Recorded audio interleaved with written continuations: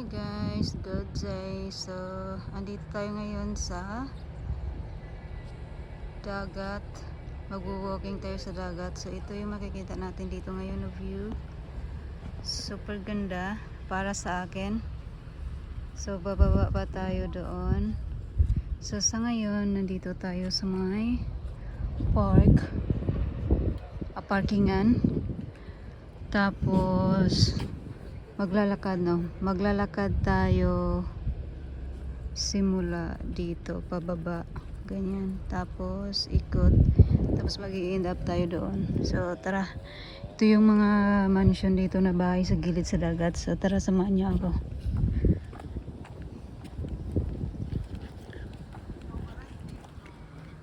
Medyo maano ngayon, makulimlim, so medyo maginaw. Tingnan natin kung marami rin na bababa doon. Man, gustong-gusto ko talaga dito kasi yung mga bahay sobrang laki. Sarap tingnan sa mata. So anyway, may mga mangilan-ngilan na nagwo-walking dito kasi nga sa area na to ay mas marami rin dito bumababa ng mga yung mga nagsusurfing, ganun. So kasagaran talaga marami dito nagtatambay. So yung sasakyan natin nandun, medyo malayo-layo yung pinarkingan ko. Parang uulan na, parang hindi naman. So anyway, tara, samahan niyo pa ako. Papakita ko lang sa inyo yung bababaan natin papunta sa dagat. Malinis yung area na to eh. Wala ka masyadong makitang basura, I mean. Kasi nga naka-ano talaga siya, naka-maintain.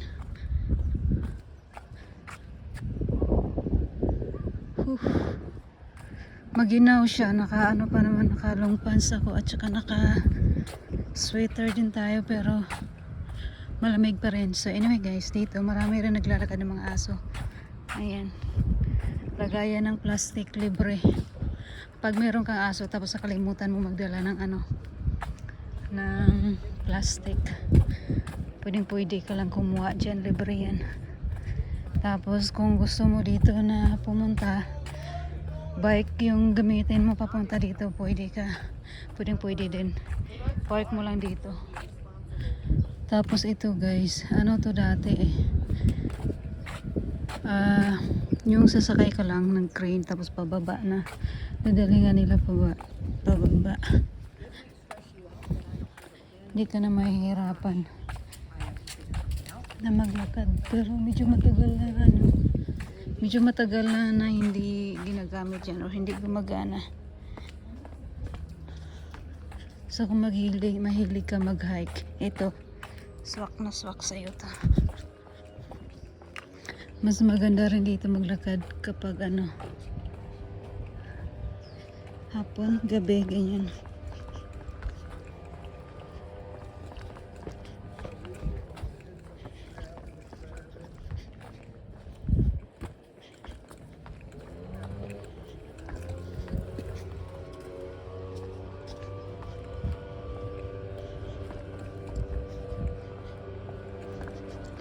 Araw, gabi, la la la la.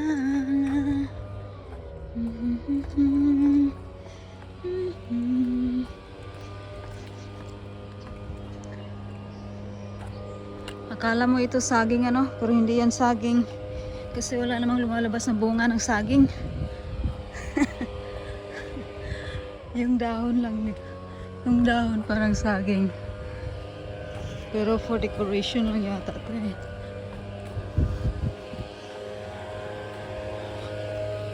Siguro part of banana din to, hindi ko lang alam. Pero ito yung bunga niya, kakaiba,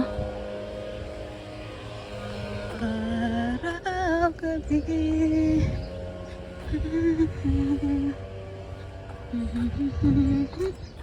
Oops, tapos dito guys, naka-gate din to, naka-gate. yung area na yan, pero pwede nakapag ano na kami dyan, nakapasok kami dyan, nag-cycling pala kami ni Kano. Tapos hindi ka pagdating mo dyan, hindi ka makakalabas kasi nga mayroong gate dyan, so sarado. So kailangan mo rin bumalik dun sa main gate. Ayan. So minatuhan ko kung mga ilang minutes tayo makarating sa baba, sa gilid ng dagat. Tingnan natin kung makarating tayo doon bago mag 10 minutes or 8 minutes, mga ganyan. Depende sa ano, depende sa paglalakad mo. So mabilis ako maglakad, so tingnan natin.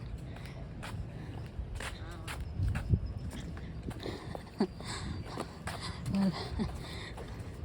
Ayan, lapit na tayo. So ito na yung last stairs. Okay. Yan guys, so di ba ang haba ng ano nilakbay natin, oh yan. Tapos pagdating dito sa baba, merong ito yung station ng crane ba yun? Tapos toilet. Tapos ito yung sinasabi ko guys, na connect sa ano, sa subdivision na yun. So nandito na tayo. Ito na yung area na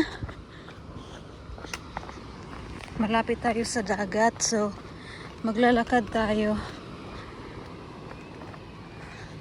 Lakarin natin to hanggang sa kabilang ibayo.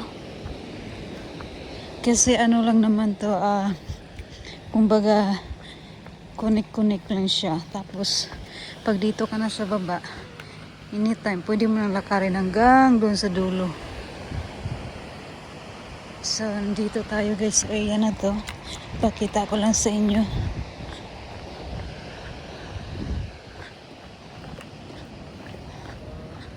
Ayan.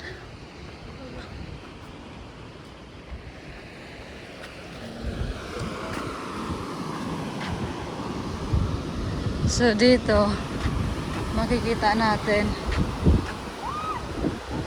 ayan, malalaking bahay. So saglit lang, dalhin ko kayo doon.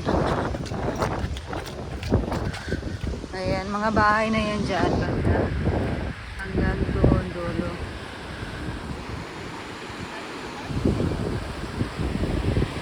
Ayan, so bababa tayo doon.